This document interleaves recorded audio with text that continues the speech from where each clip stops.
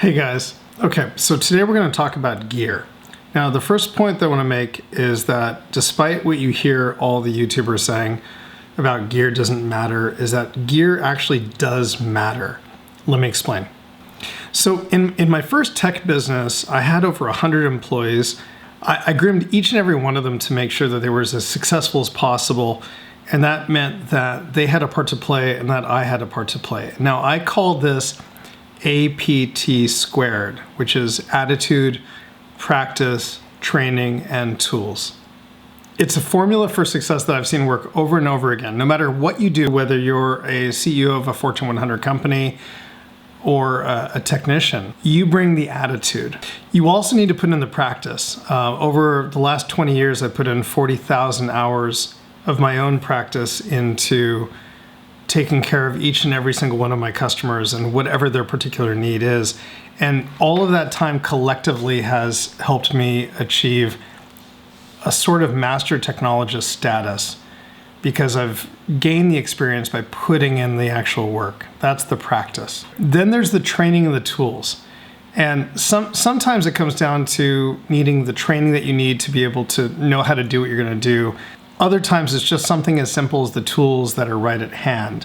And when you get the right dose of both, that's when magic happens. If you run your own business, then it's up to you to bring the training and the tools. But if you're an employee, then it's really up to your employer to basically contribute the training and the tools to your success. Now, if your employer doesn't do this, once we discuss this, if you find that your employer is not doing this, then that's usually a good sign that you're actually with the wrong employer. But I'll leave that up to you. All it comes down to is that APT squared works. And I want to give you an example of how it's going to work as it relates to my challenge for this month for myself. Okay, so today is day number 2 of my personal challenge to get happier, healthier, and as part of that, of course, lighter and stronger. And so I'm going to talk about the tools that I'm going to use to measure my progress. Years ago, I was really lucky enough to work for this little old man who I met when I opened up shop on the Claremont colleges in Southern California. His name was Dr. Peter Drucker. And Dr. Drucker was famous for this one quote: "If you can't measure it, you can't improve it." And so what I've always found is that one of the key ways of understanding the tools that I need to be successful is not just tools to help me accelerate in some kind of performance, but more specifically, something as simple as being able to measure how am I actually doing. And so that's the tools that I want to talk about today. Okay, so specifically the tools that I'm going to be using are the ones that are going to help me measure in 4 categories. So number 1 is going to be something as simple as weight. How much do I weigh? That is fundamental. Number 2 is going to be blood pressure. Blood pressure is a measurement of, quite literally blood pressure, but it's also a function of how your body's doing in terms of inflammation. And we can talk about that more in later videos, but right now, to me, blood pressure is going to tell me, okay, am I in the safe zone? Am I in the danger zone? And am I making progress where I want to actually be? Then there's also fat. Now, fat is unfortunately something that is victimized quite a bit. There's nothing wrong with good fat necessarily, as long as it's the right amount of fat that you need for being healthy. But then there's visceral fat. And the visceral fat is the part that exudes like toxins and other things like that. So it actually almost operates like its own organ. So that's gonna be a key thing for me, is measuring how my body's doing in terms of fat and whether or not I'm removing it in the right levels for the type of performance that I'm doing in activities, and also the diet that I'm actually following. Finally, there's the visual, which is like, okay, at the end of the day, even if you had none of these other tools, you could look at yourself and say, am I bringing back the sexy? But basically, if you look at a before and an after photo, is the after better than the before? That's all that really matters. Some of my gear is old. In fact, in making this video, I decided to check out Amazon and see, do I have the latest versions or not? And at least 2 of my devices are actually a little bit older.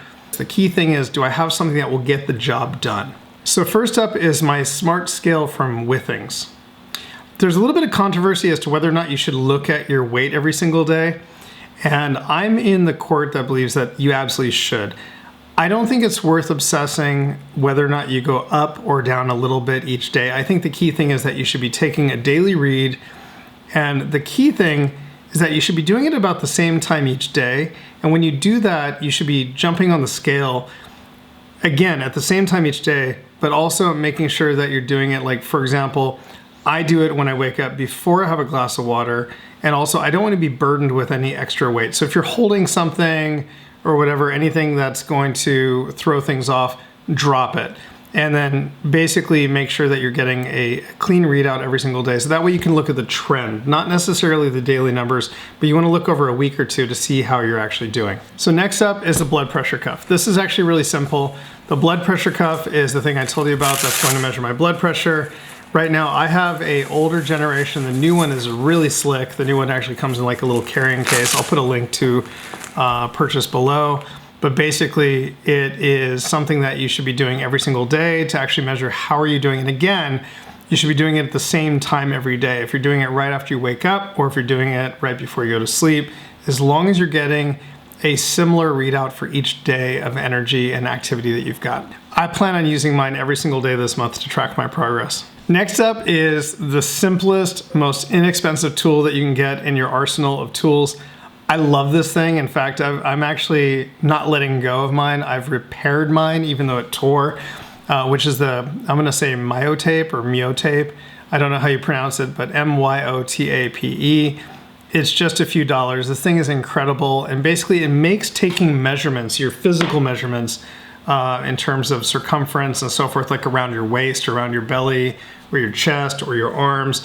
I do about maybe 8 or 9 different measurements when I'm actually tracking my progress. The myotape makes it super easy to be able to do one-handed. And this is something I discovered when Tim Ferriss talked about it on the 4-Hour Work Week. And I love this guy. It was one of the best investments I ever made. And it's a lot easier than using a tailor's tape, which requires you to do contortions and practically play twister to be able to actually get your own measurements. So my next device is a bit of luxury. This is something that is not necessarily available right now, so I'm not necessarily recommending you go out and buy it. When I bought mine, they had a personal edition of this device called a Body Metrics that was $500. I learned about it again also on the Tim Ferriss podcast, and the Body Metrics is incredible. It's a personal ultrasound device that actually measures the fat to muscle to bone density directly on the points that you actually hold it to. And they engineered this thing originally, the company Intellimetrics, I think is the company. They engineered this thing for personal trainers to be able to use. And it appears that at this point that they've actually eliminated the personal edition, but you can still buy one today. If you want to buy a Body Metrics Professional, I'll link it below. The device is about $2,500, but it allows me to be able to take measurements. And that tells me whether or not I'm doing the right job in terms of seeing the decrease in fat, especially in visceral fat, but also seeing a maintenance or an increase in lean muscle mass, which is what I'm actually going for. So the Body Metrics is amazing. Again, I'll put a link down there so at least you know what I'm using.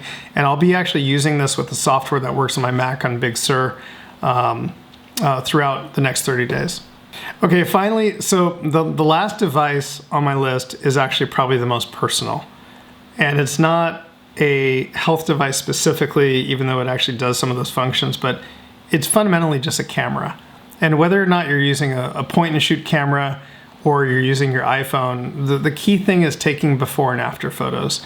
I would suggest, especially as a technologist, I would suggest that when you do this, that if you are a private person or want to keep it to yourself, that you are mindful of where your photos go. Not very many people are. Most people have no idea where their photos go. And so if your photos are uploading to iCloud, make sure you know who has access and visibility to that iCloud account. I've seen some pretty scary things in my time as a technologist in terms of privacy mistakes that people have made. But basically, the key thing is to do a before and after photo. In fact, do a lot of them. I don't think that you can take enough before and after photos because when you look at mine, for example, take mine from January of 2020, and you look at how I looked back at the beginning, literally on January 1, 2020 versus January 30th, 2020, it's unbelievable. And that is part of what actually prompted this particular experiment.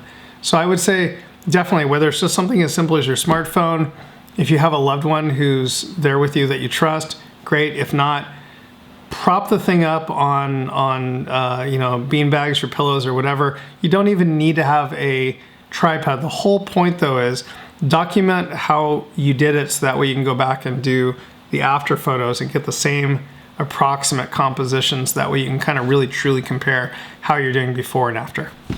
Okay guys, so those are just some of the devices that I'm using. That's just hardware. Hardware probably makes up, my guesstimate's maybe about 25% of my arsenal of tools as I'm going through and beginning my journey and practicing my diet and health routines. There's also apps, and then there's also books. All of this stuff collectively together is important, because I would say that what collectively makes up the last 10 years for me is a aggregation of experience and knowledge that comes from all these different things. The hardware allows you to take measurements. The apps are what collect the data and allow you to be able to see how you're trending. The books are the things that allow you to open your mind to other people's ideas and learn about what's impacting you.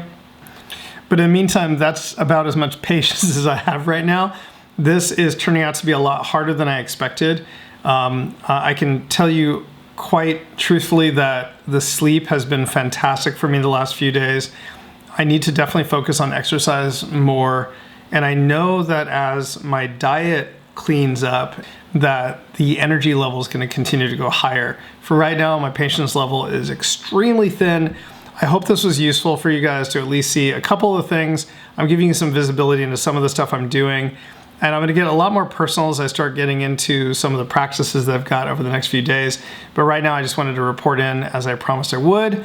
If you guys have any questions, please let me know. Please subscribe if you have not already. And when you click subscribe, there's a little bell that pops up. Click on that to be notified when I actually post new videos.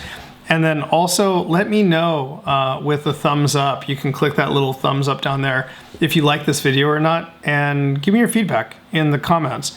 I promise to respond to everything, positive or negative, as long as it's constructive. That's all I really, really care about. So, and I look forward to seeing you guys in the next video. Thanks so much. Cheers. Bye. I promise to actually post my food every day, and I'm posting a lot of photos to Instagram. But I wanted to share one thing with you just because of the fact that I'm in Japan, and this is actually kind of an exciting time of the year.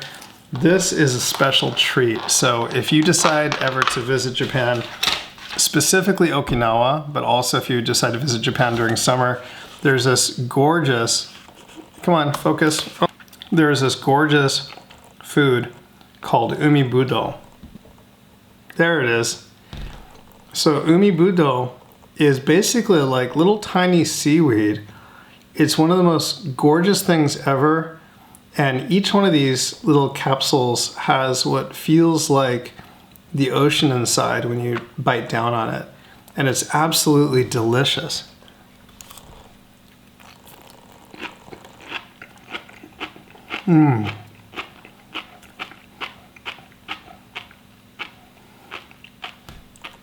So today, there it goes. There's a little focus. See, I have to get like a big old chunk of it for it to focus properly. So today I went to Sogo, which is a department store, with one of my kids. And there were these guys from Okinawa who were selling umibudo. And umibudo is basically like a tiny little seaweed that has these little tiny, umibudo basically means ocean grapes. And each one of these little tiny things, there we go, is like a little tiny pocket-filled capsule of the ocean.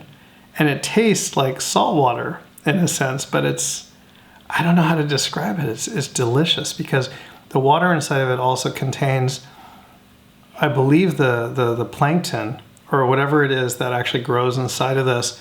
So it has to contribute somehow to your microbiome in a really good way, I think. Anyway, this is one of the most beautiful things about Japan. When you get out here, you got to give this a try. It's delicious.